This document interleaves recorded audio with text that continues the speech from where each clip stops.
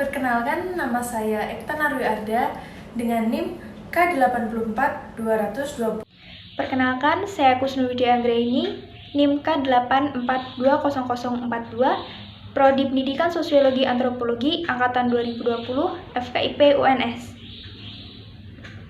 Kami di sini akan mempresentasikan hasil belajar kelompok kami, yaitu e-commerce atau penjualan melalui media online, di mana penjual dan pembeli bertemu dalam suatu situs, tidak bertemu secara tatap muka maupun langsung. E-commerce atau dengan kata lain electronic commerce merupakan sebuah situs yang berguna untuk transaksi jual beli dari penjual dan pembeli melalui media online, di mana transaksi ini akan menguntungkan satu sama lain karena mereka akan menghemat waktu, tenaga, serta biaya untuk membeli suatu barang.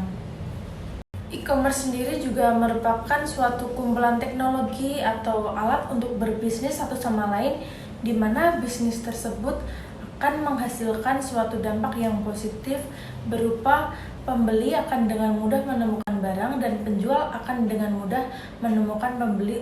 Metode transaksinya itu ada 3, yang pertama pasar, yang kedua ada COD, dan yang terakhir itu ada website. Pasar sendiri merupakan suatu tempat atau infrastruktur di mana di dalamnya ada penjual dan pembeli untuk melakukan pertukaran seperti menukarkan barang dengan jasa atau menukarkan barang dengan uang, di mana di situ karena ini adalah e-commerce atau alat transaksinya berupa online, maka pasar tersebut itu tidaklah nyata namun ada di media sosial. Tidak lupa juga alat pembayarannya itu berupa uang yang flat atau uang yang sah. Lalu yang kedua ada COD. COD sendiri merupakan cash on delivery, di mana hal ini penjual dan pembeli bertemu di suatu tempat yang telah disepakati. Misalnya pembeli akan membeli sepatu oleh penjual. Nah, di situ pembeli akan bertemu dengan penjual di suatu tempat, misalnya di kota A. Itu nanti pembeli dan penjual akan bertemu di waktu yang sama dan akan menukarkan barang dengan uang yang telah disepakati. Lalu yang terakhir ada website, di mana website ini pembeli akan menemukan barang yang mereka cari yang berada di suatu situs internet, lalu mereka temukan dan mereka pesan, selanjutnya akan mereka beli dan barang itu akan sampai dengan sendirinya dengan alamat yang dituju. Poin selanjutnya adalah sistem pembayaran, di mana hal ini dibagi menjadi 3 jenis. Ada barter, yang kedua ada mata uang, dan yang ketiga ada e-money. Kita bahas satu persatu ya. Yang pertama ada barter. Barter sendiri merupakan pertukaran barang. Misalnya, saya membeli barang cincin ditukar dengan sebuah kalung. Itu udah ada barter. Tapi dengan syarat harus ada persetujuan antara penjual dan pembeli, serta barang yang ditukarkan itu harganya setara atau seimbang. Yang kedua ada mata uang. Nah, di sini mata uang sendiri merupakan alat tukar yang sampai sekarang masih digunakan oleh masyarakat lokal, seperti misalnya saya berada di luar negeri. Di Inggris saya akan memakai dolar untuk membeli suatu barang atau membeli makanan. Ketiga adalah e-money. Di sini uangnya sudah berbentuk internet, di mana nilai mata uang tersebut telah tersimpan dalam internet dan dapat digunakan melalui media sosial yang ada atau situs-situs tertentu untuk mengaksesnya. Fungsinya sama dengan uang atau alat barter.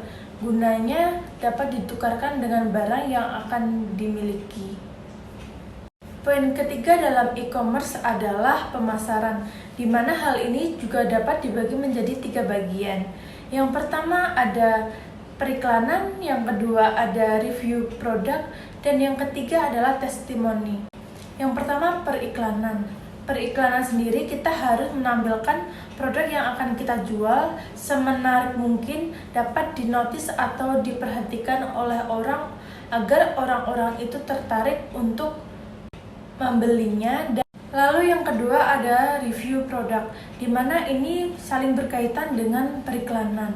Review produk sendiri dilakukan untuk menunjang kualifikasi atau kualitas dari produk yang akan kita jual dan membuat pembeli semakin berminat untuk memilikinya. Misalnya kita mereview obat diet, kita akan menggunakan seseorang untuk mencoba produk kita tersebut apakah berhasil atau tidak. Jika berhasil, maka review yang akan dihasilkan akan sangat baik dan berdampak positif sehingga orang semakin yakin untuk membeli produk kita. Yang ketiga adalah testimoni, di mana testimoni sendiri merupakan pernyataan dari seseorang yang telah membeli produk kita dan mereka akan memujinya dengan kata-kata yang bijak dan bagus sehingga banyak konsumen yang lebih tertarik dengan produk kita. Karena testimoni sangat penting dan diperlukan untuk semakin menunjang kualitas kita dan meyakinkan masyarakat untuk mencoba serta membelinya. Jasa pengiriman merupakan poin terakhir yang akan kita bahas.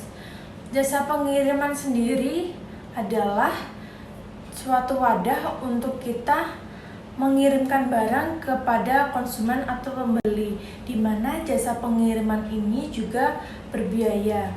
Selanjutnya, jasa pengiriman ini dapat kita jumpai di berbagai tempat dan berbagai daerah. Contoh jasa pengiriman misalnya JNE, JNT, kargo, dan lain sebagainya. Jasa pengiriman ini sangat berguna bagi kita sebagai seller atau penjual untuk memudahkan kita mengantarkan barang kepada pembeli. Begitulah pembahasan kita tadi. Selanjutnya akan dilanjutkan oleh teman saya. Selanjutnya, e-commerce melayani berbagai penjualan barang maupun jasa yang dibutuhkan masyarakat, serta dapat mengembangkan bisnis yang bersaing dengan menurunkan biaya operasional. Nah, peluang yang diberikan oleh e-commerce untuk khalayak umum cukup bermanfaat karena menghemat waktu dan tidak diperlukan modal yang banyak untuk penjual dalam mempromosikan produk mereka. Selain itu juga website ini menyediakan peluang bisnis dan menjual berbagai jenis produk dengan harga yang terjangkau dibandingkan dengan toko umumnya. Nah, sejarah awal mulanya Lazada Group adalah sebuah perusahaan e-commerce Asia Tenggara yang didirikan oleh Rocket Internet dan Pierre Bourdieu pada tahun 2012 dan dimiliki oleh Alibaba Group. Nah, pada tahun 2014, Lazada Group mengoperasikan situs-situs di berbagai negara seperti di Indonesia, Malaysia, Filipina, Singapura, Thailand, dan Vietnam. Nah, selain itu juga meraih sekitar 647 juta US dollar dari beberapa putaran investasi dari para investornya. Nah, di Indonesia sendiri, Lazada didirikan pada tahun 2012 dan beroperasi hingga kini. Nah, dengan adanya presentasi ini, diharapkan bisa menganalisis strategi pemasaran e-commerce jenis business to customer dengan analisis konten atau analisis isi untuk memberikan gambaran bagaimana cara meningkatkan efektivitas dan efisiensi strategi pemasaran melalui e-commerce sehingga menjadi sumbangan pemikiran yang konstruktif bagi dunia usaha terkait strategi pemasaran online. Baik, dari penjelasan yang sudah disampaikan tadi dapat diberi kesimpulan, yaitu agar dapat meningkatkan efektivitas dan efisiensi strategi pemasaran dan penjualan pada Lazada, maka hal-hal yang perlu dilakukan dan diperhatikan adalah meningkatkan pelayanan konsumen dengan penjualan yang aman dan terpercaya, dengan menampilkan gambar produk yang sesuai dengan kondisi produk yang sebenarnya, dan adanya respon yang lebih cepat dari pihak toko terhadap pemesanan maupun komplain dari pelanggan.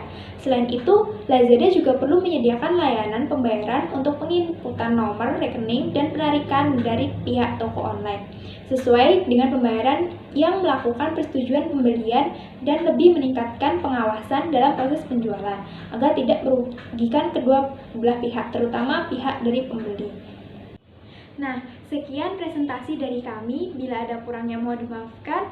Saya Kusnudia Anggraini pamit undur diri. Sampai jumpa di lain waktu. Wassalamualaikum warahmatullahi wabarakatuh. Terima kasih.